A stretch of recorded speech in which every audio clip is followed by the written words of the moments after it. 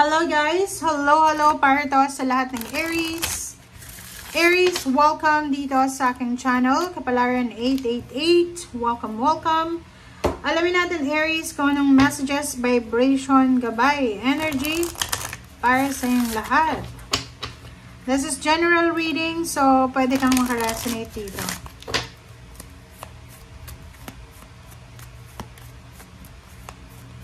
Okay, Aries.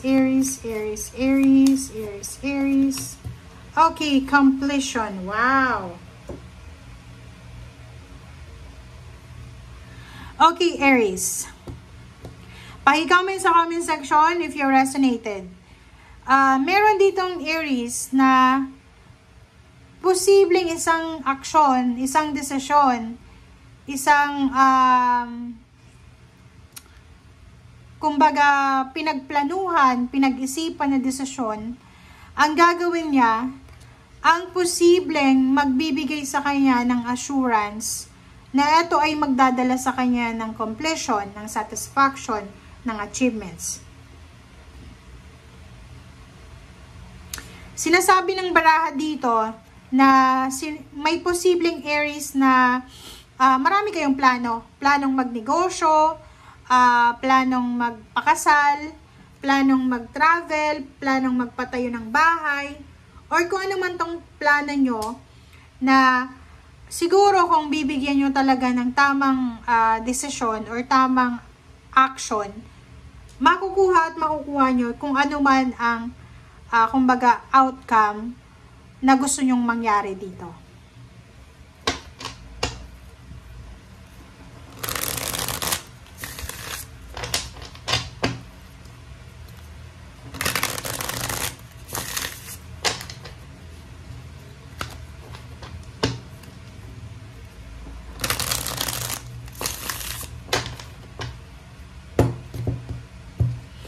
Okay, Aries. Aries, comment down below if you resonated. Isang fire sign, Leo, Aries, Sagittarius, lalaki, ang posibleng nag-o-offer sa'yo ng new beginnings.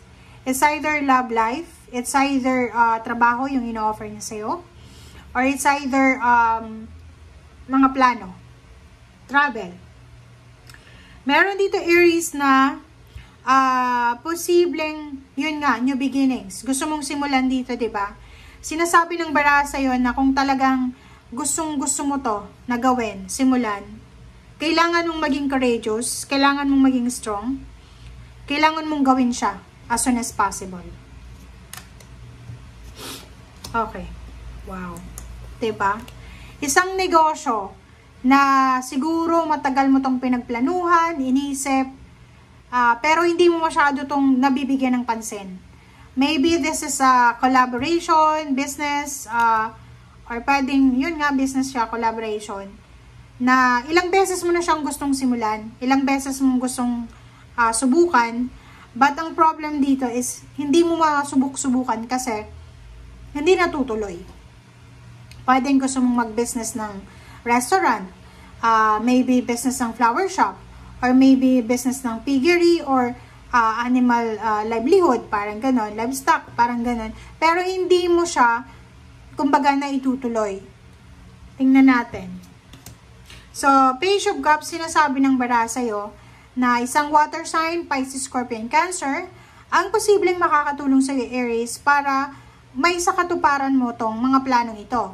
But be careful, kasi dito sa plano mong ito, kung negosyo man yan, pagpapakasal, travel, relocation, or career, sinasabing dyan sa'yo na kinakailangan mo ng King of Wands. Yung King of Wands dito, guys, hindi ito yung magsisimula ka lang, tapos hindi mo natatapusin.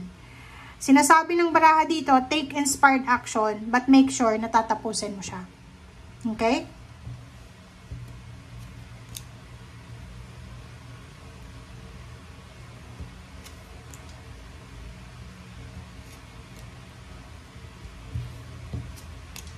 Okay. So, 4 cards, sinasabi ng baraha, makinig tayo, Aries, sa ating intuition. Harapin mo lahat ng mga kinakatakutan mo. High Priest and High Priestess, nandito yung dalawa. Ibig sabihin, balanse. yung emotion dapat. Pag sinabing gusto mo, okay, huwag tayong pabalik-balik. Like, for example, gusto mong magnegosyo, ngayon, make sure na gusto mo pa rin yan bukas. Gusto mong mag-apply ng trabaho ngayon, make sure na bukas ganun din. Yung parang sinasabi sa'yo dito na makinig ka sa sinasabi ng iyong intuition and take inspired action. Hindi yung puro lang tayo salita, puro lang plano, wala naman tayong ginagawang action, and may ginawa naman tayong action pero hindi naman natin tinutuloy. Okay? Ten of Swords, sinasabi ng baraha sa'yo, merong mga pain and heartaches, or maybe source of pain and heartaches ka na pinagdadaanan sa ngayon, or past na posibleng maghihilom na siya. So, feeling of abandonment, feeling helpless, hopeless, or feeling sad, lonely, or ano man to na Ten of Swords na pinagdaanan mo, may kapalit yan na Ace of Cups. May kapalit yan na emotional happiness, emotional success, or emotional contentment.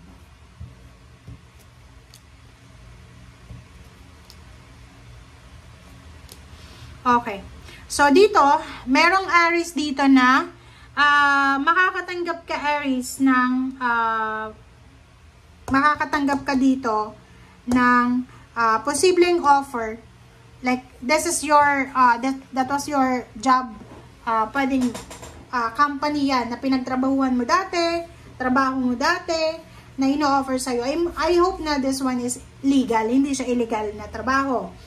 Yung Ace of Swords, it's either makakatanggap ka ng chat, call, text, or email na tungkol sa dati mong trabaho, sa dati mong katrabaho, or sa kung ano man siya. Sinasabi ng barahan na kung ano man na past work, past career na to, na ino-offer sa'yo, pag-isipan mong mabuti. Huwag masyadong mabilis gumawa ng desisyon. Okay? And last two cards mo dito, plus mayroon sa ilalim na the World card, so it's completion. Sinasabi ng baraha, huwag kang masyadong mag-isip ng nega ngayong linggong ito. Huwag masyadong negative. Sinasabi dyan na if you're waiting for a chat, a call from someone, from intimate, from your relationship, sinasabi sir dito na matatanggap mo siya by the end of the week. So, nandito yung completion, double achievements, double world card. Sinasabi na, ano man hinihintay mo na to, pera, confirmation, or kung ano man siya na hinihintay mo, posibleng magiging sobrang excited ka kasi darating na to. And, taliwas sa ini-expect mo, mas maganda pa yung offer na to na darating sa'yo. Okay? Thank you guys for watching. Bye!